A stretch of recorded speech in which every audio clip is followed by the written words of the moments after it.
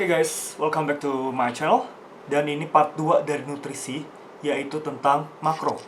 Jadi di part 1 kita udah bahas tentang sebagian besar atau garis besar tentang kalori dan cara menghitung TDEE atau Total Daily Energy Expenditure atau total kalori yang kita bakar per harinya. Nah, di part 2 ini akan gue bahas tentang misalkan kita udah tahu TDE kita berapa, dan jadi kita udah tahu kalau mau cutting harus makan di bawah TDE, kalau bulking di atas TDE. Dan bisa kita tahu nih, seminggu target kalori yang kita makan seminggu itu di 2300 kalori. Nah, sekarang kita harus tentuin kira-kira dari 2300 kalori yang kita makan dalam sehari itu harus berapa gram protein, harus berapa gram fat, harus berapa gram karbohidrat. Jadi pada dasarnya, sebuah kalori itu mengandung umumnya itu makro dan mikro. Makro terdapat 3 komposisi utama: protein, karbohidrat, dan fat atau lemak. Mikro umumnya itu terdiri dari vitamin dan mineral seperti vitamin C dan sebagainya, lalu mineral seperti sodium dan sebagainya. Oke. Tapi umumnya yang namanya makro itu sudah meliputi sebagian besar atau hampir keseluruhan dari total kalori. Alias makro itu menyumbang kalori secara dominan. Misalnya, kita satu bungkus kacang itu 500 kalori. Dan umumnya makronya itu pasti, total kalori dari makro itu pasti di atas 400-an kalori, hampir mendekati 500, karena kontribusi itu sangat amat dominan dibanding mikro. Tapi bukan berarti karena gue hanya bahas makro berarti mikro itu nggak penting. Pada dasarnya untuk menunjang progresi hidup atau jangka panjangnya kesehatan, itu kita butuh yang namanya vitamin dan mineral. Gak mungkin manusia bisa survive atau bertahan hidup tanpa vitamin dan mineral, karena pada kenyataannya mikro dan makro sama-sama pentingnya. But in terms of goal spesifik secara fisik, yaitu seperti naikin berat badan dan turun berat badan, maka penunjang tetap lebih dominan itu di bagian makro. That's why gue bahas di makro. Oke, jadi hal ini perlu kalian hafal atau ingat di otak sampai akhir hayat, bahwa 1 gram protein itu mengandung 4 kalori. 1 gram karbohidrat juga 4 kalori. 1 gram fat itu 9 kalori. Dan ini mutlak, nggak mungkin berubah atau meleset, karena ini udah based on science and research bertahun-tahun lamanya. Jadi, kalau kita bisa ambil contoh kasar aja, misalnya 1 bungkus kacang mengandung 10 gram protein, 4 gram karbo, dan 7 gram fat. Maka kita bisa estimasi secara kasar kalori dalam 1 bungkus kacang itu adalah 10 gram protein dikali 4, ditambah 4 gram karbo kali 4, ditambah 7 gram fat dikali 4. Maka totalnya itu kurang lebih 119 kalori dalam 1 bungkus kacang itu. Kurang lebih loh ya.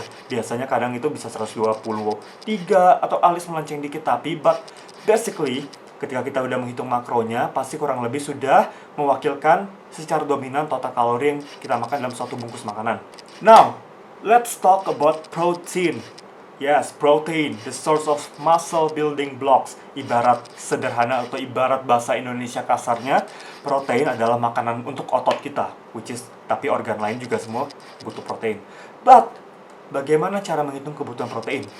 Well, based on research, in order to optimize hypertrophy atau penambahan massa otot, kita disarankan berkisar dari range 1,6 gram sampai 2,2 gram per kilogram berat badan. Jadi kalau misalnya berat badan kalian 70 kg, berarti kurang lebih jika sehari itu kalian mengonsumsi 2,2 per kilogram berat badan, maka 70 kali 2,2 sama dengan 154 gram protein yang kalian butuhkan dalam 1 hari.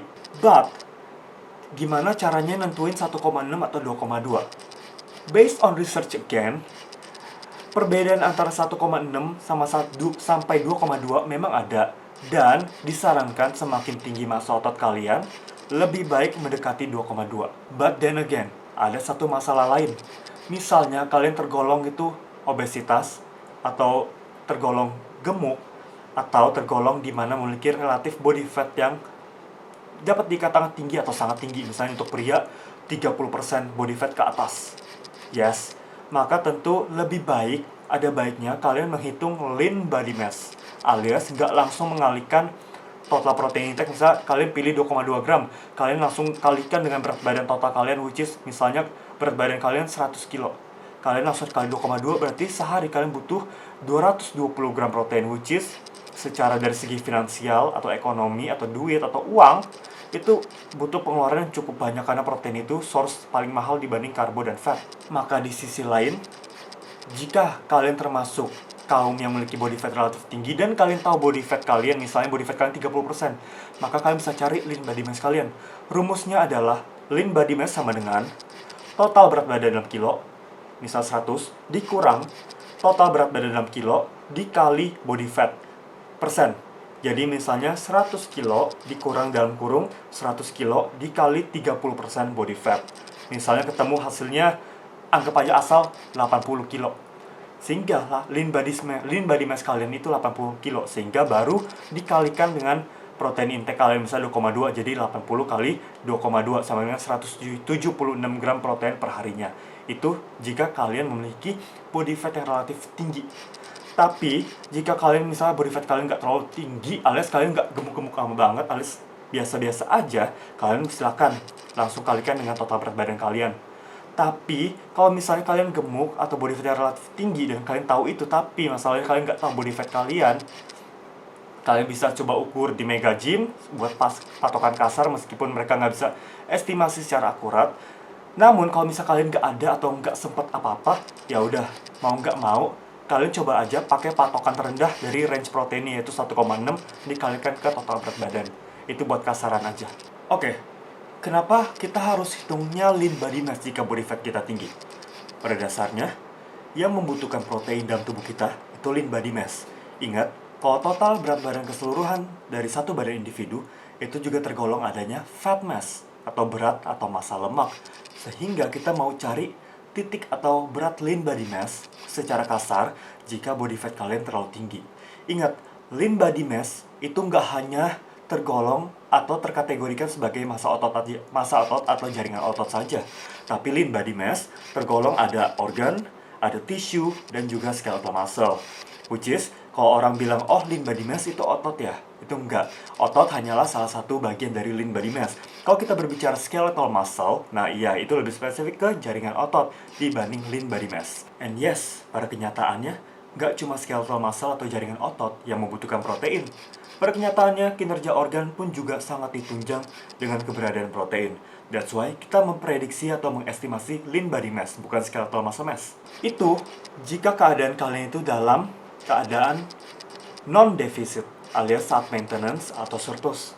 Berbeda jika keadaan kalian saat defisit. Tapi untuk pemula ini nggak perlu terlalu dikhawatirin.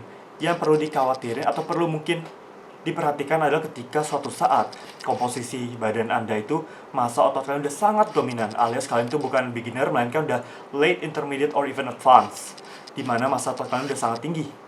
Nah, based on research, in order to optimize muscle preservation, alias in order untuk memaksimalkan atau mengoptimalkan cara memaintain massa otot saat defisit, terutama jika massa otot kalian sangat tinggi, disarankan range protein itu dari 2,2 sampai setidaknya sampai 2,6. Semakin defisit dan semakin tinggi massa otot kalian, maka disarankan suatu saat kalian lebih mendekati 2,6. Tapi untuk kalian pemula atau early intermediate dan segalanya, kalian sebenarnya di 2,2 aja udah cukup banget. Which is, ini hanya informasi simpel aja. Lalu kita masuk ke fat atau lemak. Well, based on research again, ini gue ambil salah satu contoh opini dan pendapat dari salah satu ahli sport science namanya Marcus Ratel. Dia itu menyarankan setidaknya paling rendah asupan fat yang kita makan dalam sehari itu tidak lebih rendah dari 0,3 gram per 1 lbs berat badan. Jadi, misalnya berat badan kalian 70 kilo, maka kalian ubah ke pounds, jadi kali 2,2 jadi 154 lbs. Nah, 0,3 kali 154 lbs, maka bisa keluar angkanya 70. Nah, kalian jangan makan lebih rendah dari 70. Because basically, our body still needs fat in order to survive. Kalau misalnya, menurut Mike, jika kita makan di bawah 0,3 gram per 1 lbs berat badan, itu sangat amat dapat mengganggu kesehatan kita, menyebabkan hormonal issues dan sebagainya, which is not good for our health. But, gue pribadi, gue nggak sampai serendah itu. Gue pribadi, gue membatasi fat intake gue sekitar 20%. dari total kalori intake gue. Jadi misalnya, kalau kalori intake gue itu 2000 kalori, dikali 20% sama dengan 400. 400 dibagi 9. Kenapa? Karena 1 gram fat itu 9 kalori. Dan kita pengen ubah jadi gram, makanya 400 dibagi 9. Nah, hasilnya itu yang keluar adalah total fat intake minimal yang gue konsumsi dalam sehari. Nah, karena kita udah tahu protein intake dan fat intake kita dalam sehari, kita sudah bisa menghitung karbo intake kita dalam sehari. Karena sisa dari kalori yang sudah dikurangi dari fat dan protein intake, kita masukkan ke karbohidrat yang kita bagi 4. Jadi tanpa lama-lama, gue langsung screenshot aja nih hasil perhitungan tanpa gue harus jelasin lebih lama lagi. Kalian bisa pause video ini, kalian screenshot atau kalian foto atau kalian cermatin, yaitu kurang lebih perhitungannya itu, which is sangat amat simple. Bahkan gue yang matnya itu sering jelek, itu bisa. Oke, that's it guys. Now, kalian bisa menghitung yang namanya TDE beserta makronya alias intake dari protein, fat, karbo, serta kalori yang kalian bakar per hari, serta menentukan kalori yang kalian makan dalam seharinya tergantung goal kalian. Which is that's it sebenarnya, kurang lebih. Kalau kalian udah ngerti hitung kalori, kalian nggak perlu lagi patokan kalkulator kalori atau apapun. Kalian bisa estimasi sendiri dan observasi sendiri. Dan mengenai masalah tracking asupan, sekarang udah banyak banget aplikasi atau platform yang serba gratis seperti MyFitnessPal, Chronometer, Fat Secret. Cuman untuk patokan yang lebih akurat, ya misalnya makanan misalnya seperti daging atau karbo atau fat, gue biasanya juga iseng-iseng mencari patokan di Chronometer. Karena Chronometer itu biasa ada banyak makanan yang standarnya udah USDA, which is sangat amat disarankan untuk setidaknya dijadikan sebagai patokan untuk dibandingkan dengan saat kita tracking di misalnya kalian pakai MyFitnessPal atau Fat Secret. Oke guys, jadi sekian part 2 tentang nutrisi. Selebihnya di part 3 dan part 4 gue akan bahas tentang asupan nutrisi dan progresi saat bulking dan saat cutting, atau saat kalori surplus dan saat kalori defisit. Oke? Jadi semoga part 1 dan part 2 ini sangat bermanfaat buat kalian. Dan jika memang bermanfaat, bisa kalian share ke teman-teman kalian atau like dan subscribe channel gue, Friendly Flex. So, seperti biasa guys, thank you banget udah nonton. I'll see you soon guys in my next video. Goodbye.